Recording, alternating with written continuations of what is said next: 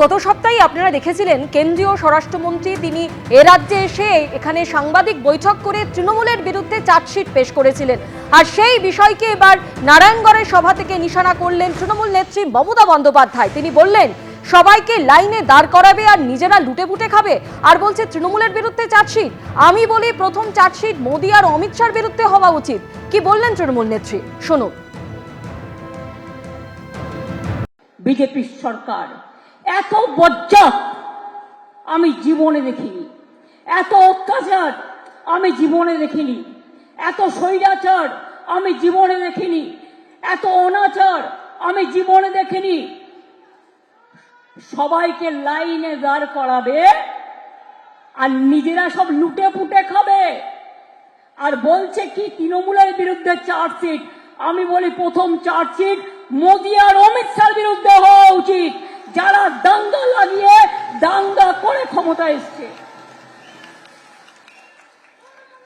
হিন্দু মুসলমানে ভাগাভাগি, আইপিএস এ ভাগাভাগি, আইএস এ ভাগাভাগি, ওয়েস্ট বেঙ্গল পুলিশ সার্ভিসে ভাগাভাগি, ওয়েস্ট বেঙ্গল সিভিল সার্ভিসে ভাগাভাগি, প্রশাসনেও ভাগাভাগি।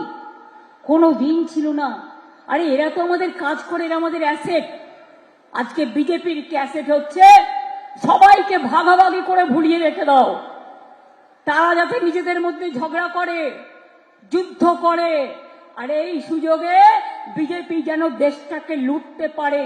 আর ওদের মেন টার্গেট হচ্ছে বাংলাকে বাদ দাও, বাংলা রাজ্য তুলে দাও। আমরা বলি বাংলাকে বাদ দেওয়া যাবে না, বাংলাকে রাখতে হবে। বাংলা আমাদের গর্ব, বাংলা আমাদের স্বাধীনতা, বাংলা আমাদের নবজাগরণ। ভোটের দিনক্ষণ ঘোষণার পরই আমরা দেখেছিলাম মুখ্য সচিব, স্বরাষ্ট্র সচিব থেকে একাধিক রদবদল, অর্থাৎ পুলিশ প্রশাসনে একাধিক রদবদলের পর এবার ডেপুটি সিইও সুব্রত পালকে সরিয়ে দেওয়া হলো। ডেপুটি সিইও অর্থাৎ ডেপুটি মুখ্য নির্বাচনী আধিকারিকই বদল করে দিল নির্বাচন কমিশন। সুব্রত পালের জায়গায় নতুন ডেপুটি সিইও হলেন রাহুল নাথ।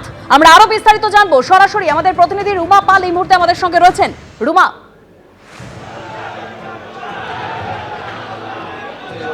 দেখো, জানিয়ে রাখি যেদিন থেকে কিন্তু ভোটের নির্ঘণ্ট প্রকাশ পেয়েছে সেখান থেকে কিন্তু দেখতে পাচ্ছি যে মুখ্য সচিব থেকে ডিজি এবং রাতারাতি বদল হয়েছে, এবং তারপর একাধিক পুলিশের অফিসার থেকে শুরু করে আধিকারিক শুরু করে, এবং দেখা যাচ্ছে যে ডিএম, এসপি, তারপরে বিডিও, এসডিও, এবং তারপরে দেখা গেল যে জানিয়ে রাখি returning officer, assistant returning officer থেকে শুরু করে এবার একেবারে মুখ্য নির্বাচনী আধিকারিকের দপ্তরের মধ্যে বদল হলো, এবং সেক্ষেত্রে ডেপুটি সিইও সুব্রত পালকে বদল করে দিল নির্বাচন কমিশন, এবং তার জায়গায় আসছেন রাহুল নাথ।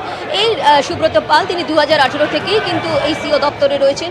সিও দপ্তর যেটা পুরনো অফিস ছিল, এবং সেখান থেকে কিন্তু 2018 সাল থেকে তিনি রয়েছেন। এবং যখন মুখ্য নির্বাচন কমিশনার জ্ঞানেশ কুমার এসেছিলেন সেই সময় দেখা গিয়েছিল তিনি যাবতীয় সমস্ত দায়িত্ব সামলাচ্ছেন। সেই সুব্রত পালকে কিন্তু সরিয়ে দেওয়া হলো নির্বাচন কমিশনের তরফ থেকে, এবং তার জায়গায় আনা হলো রাহুল নাথ। রাহুল নাথও কিন্তু এর আগে সিও দপ্তরে ছিলেন, তাকে সরিয়ে দেওয়া হয়েছিল আগের নির্বাচনে, এবং আবার এই নির্বাচনে কিন্তু তাকে আবার নিয়ে আসা হচ্ছে এই সিও দপ্তরে, এবং সুব্রত পালকে কিন্তু সরানো হচ্ছে হেলথ ডিপার্টমেন্টে।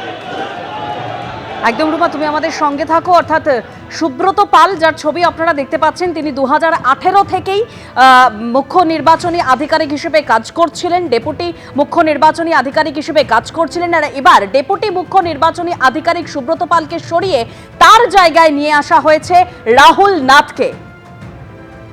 2018 থেকেই সিইও দপ্তরে কর্মরত সুব্রত পাল, তাকে এবার সরিয়ে দিল নির্বাচন কমিশন, এবং তার জায়গায় এবার নিয়ে আসা হলো রাহুল নাথকে।